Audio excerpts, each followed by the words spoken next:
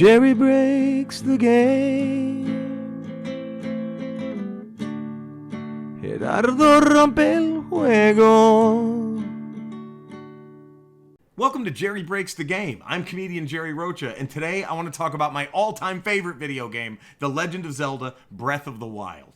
This is the first game that I love so much, I bought a bathrobe of it. The Legend of Zelda is my all-time favorite video game series, and if it weren't for Mr. T, it would be my all-time favorite anything ever. Now that used to be Hulk Hogan, but, you know, Oh, I promise you, Hulkamania is always going to be running wild over here. He said, what? That's why it's smart to be a cold-hearted GM with your heroes and get ready to trade them for draft picks or just take the salary cap hit and move on at any given moment. One of the main reasons the Legend of Zelda series has stayed on top for me is that Link doesn't really speak, so it's kind of impossible for him to say something really awful. He's never going to go, "Feh!" and then some dude is going to be like, really? Wow.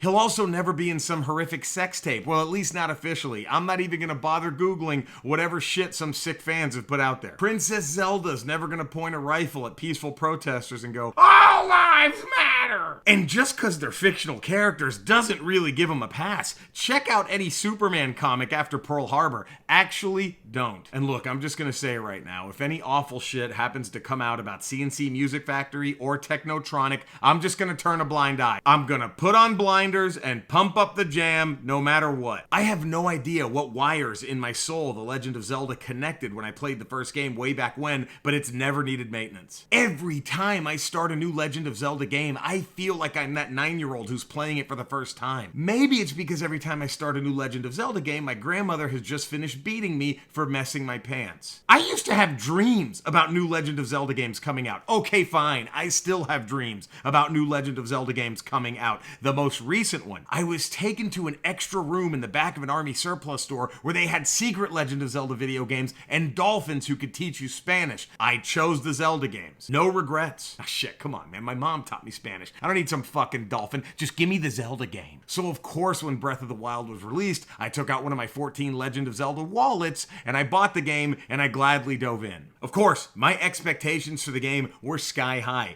And what was really surprising was how quickly it met and then exceeded those expectations. After just like 10 minutes. I ain't even seen no Triforce yet, and I already love it. The traditional big-ass dungeons that were in most Zelda games were now replaced with much smaller shrines that were scattered all over Hyrule. And even though they may just be a room or 2 rooms big, they still have that Legend of Zelda dungeon MO. You know, puzzles that have you angrily looking at the room for over an hour, and then you realize there's no way out, I give up, I can't solve this puzzle, I guess I'll look it up on YouTube, and then insecurely I talk shit at the person who's helping me in the video. You're not better than me, I'll beat you. Then, okay, I just need to hit that thing with the arrow. I'm smart! I love that almost every area of the game feels like a tribute to the earlier Legend of Zelda games. The only thing I don't believe was referenced was that guy who was in one of the very first commercials, who looks like that dumb horny friend in every 80s comedy. The game is extremely challenging too. This shit is like the playoffs. Every battle you have to take seriously. From those annoying, sorry-ass little bokoblins to these giant, sorry-ass Lionels, Moldugas, and Hinoxes. Oh, and one of my favorite parts of the game, seeing the dragons. I've never been to the Grand Canyon, but I mean, those dragons, the way they just fly by, I mean, it's gotta be the same thing. Let's just take this in. I stare in awe every time they fly past, and a few times I've been so moved by that, I consider just dropping my life and just studying them. I take that knowledge and open up a little store where I, sell magic rocks and shit, and I share my knowledge of those dragons with customers. Well, no one's really sure of Ferora's true origins. However, there's a lot of pieces of Hylian tech scattered throughout the game that seem to imply, I'm sorry, can you tell your fucking child to put that dagger down? It's very expensive. Let's get into the story.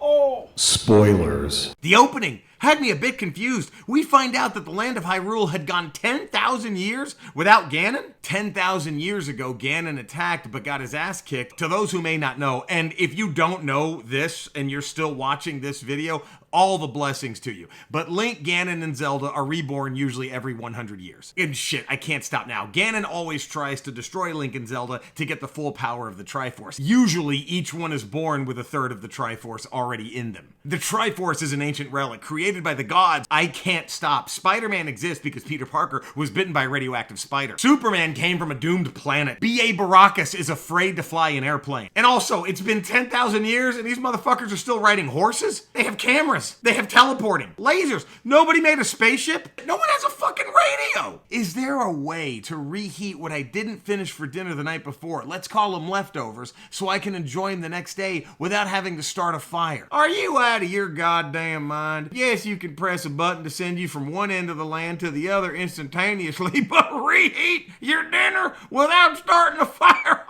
The balls on this sumbitch. The people of Hyrule have created an army of these big-ass machines called Guardians, and then they've created 4 massive-ass machines called Divine Beasts. Imagine 4 AT-ATs shaped like a lizard, a camel, an elephant, and a bird of prey, respectively. All to help Zelda and Link really beat the shit out of Ganon when he returns. Each of the 4 divine beasts are to be piloted by a champion of the 4 other races of Hyrule. The mountain-dwelling Gorons, the lizard, the sky-living Rito, the bird, the desert-dwelling Gerudo, the camel, and the water-dwelling Zoras, the elephant. The real bad news is, when Ganon comes back, he secretly takes control of all of the Guardians and the 4 divine beasts, and killed each of the champions. That's gotta be rough to spend like 10,000 years drawing up a play, and the minute you hike the ball, you throw a pick 6. Look, he's given us a great deal. I say we do it. The name of the company is Ted Gannon. What could go wrong? Let's let Ted Gannon make these things. Link stood no chance and was beaten within an inch of his life. Zelda is able to take his body and put it in the stasis chamber to heal, where he stays in suspended animation for 100 years. When Link wakes up and makes his way out of this chamber, he comes across an old man by a bonfire. Kind of a nod to the old man you meet in the very first Legend of Zelda game, who gives Link that sword in the cave. Link barely has any memory left, and he also finds out that in those 100 years,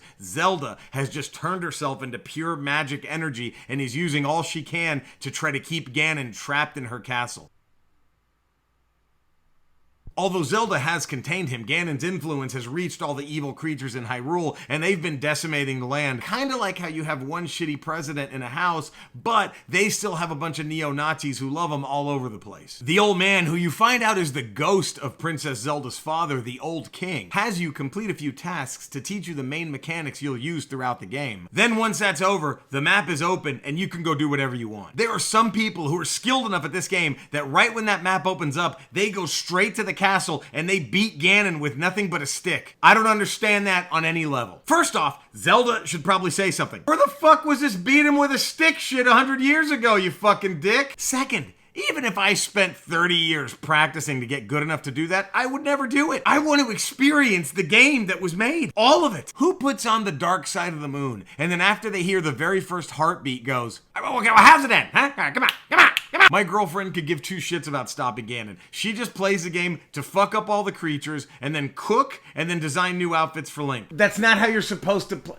Whatever. So Zelda's hold over this Calamity Ganon is now waning, and it's up to Link to help her finally defeat him before she's overcome and destroyed by Ganon. And then the calamity spreads unchecked. Link's mission is to go free each of the divine beasts that are under Ganon's control, and when he does that, he's given a gift by the ghosts of the champions who were murdered 100 years ago. And the gift gives him some kind of a boost for the remainder of the game. Rivali lets you summon up a gust of wind that shoots you airborne. Urbosa, the Gerudo, lets you rain lightning down on your enemies. Daruk, the Goron, gives you a defensive boost. And Mipha, the Zora, can revive you when you die. I also love that while completely optional, you can wander around the game and find these landmarks that trigger memories in Link that kind of spill out more of the story. In one memory, it's kind of implied that Link and Mipha took their own breaths in the wild. If you know what I mean. That hit me. I was moved. They loved each other. Kiss her! Kiss her, damn it, and let her know you care. Of course, I had to free each divine beast and find all the memories, but the surprise that I loved the most was finding the Lost Woods, making my way through it, seeing the old Deku tree still kicking, and not only is a Deku tree kicking, that motherfucker is protecting the Master Sword. The Master Sword was always my favorite video game weapon since it was introduced in the Super Nintendo Legend of Zelda: Link to the Past. And finding it here was dope as shit. Warning, when you find it, make sure you have at least 13 heart containers, because if you don't, it will kill Link trying to get the sword. All the shields and weapons you find in the game will break too after enough uses. Except for the Master Sword, it doesn't break. After you use it enough times, it just needs to be recharged for about 20 in-game minutes. I remember I was doing shows in Canada, Edmonton, when I found the Master Sword in the game and found out it didn't break, and for the entire week I was there, I was walking around the mall going to that video game store, just excitedly telling everyone, the Master Sword doesn't break. The Knight Sword, oh, that shit'll break. The Master Sword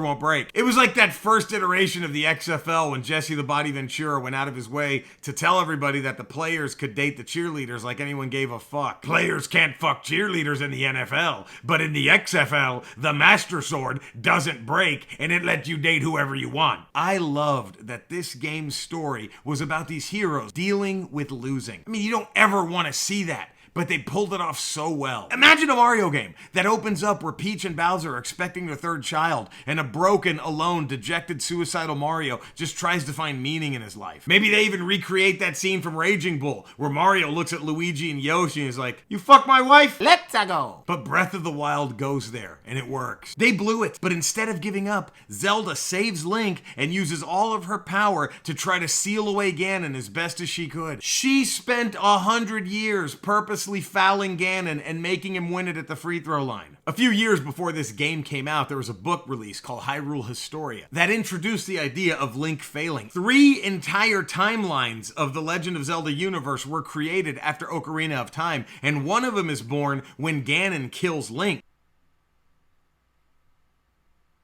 But even in the 2 timelines where Link is victorious in Ocarina of Time, I mean, there's still bad shit that happens later on. Couldn't one of those timelines just been, okay, we're retired, he did it? What's a Ganon? Here, French fries and jelly donuts help you fight off cancer and aging. All thanks to that kid. That Link that failed never got a second chance. This one did. That Link simply died. This Link is able to fulfill his destiny and maybe date the ghost of the fish lady if he so chooses. In one of the memories, Link remembers Zelda giving him the Master Sword, and there it's implied that this game is somehow so far removed from those other timelines that they've all now converged into one. Well, it's implied that that same Master Sword has been in Ocarina of Time and Twilight Princess. No, we don't have a public bathroom. The fact that this game was all about rebounding after a catastrophic defeat made the final boss battle with Ganon all the more epic. I was so fired up walking into that chamber, I was quoting Eazy-E. Oh, well, if it's all motherfucker, then it's on, G. Well, if it's all motherfucker, then it's on, G. The ending sets up a direct sequel, which we now know is coming out.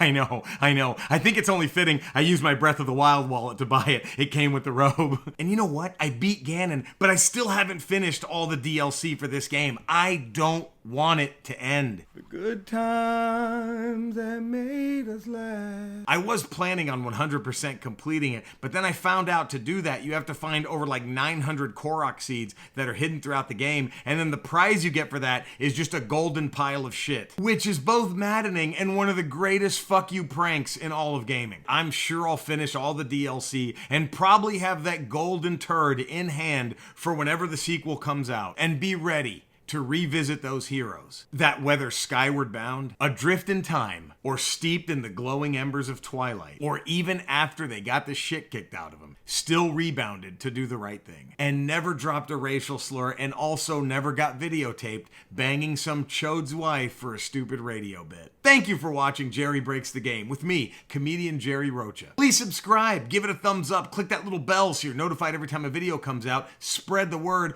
all that good shit, and the more you do that, the less I have to break your balls about it. Stay safe, keep playing, and see you soon. Jerry broke the game. Gerardo rompió el juego. La da da, la da da.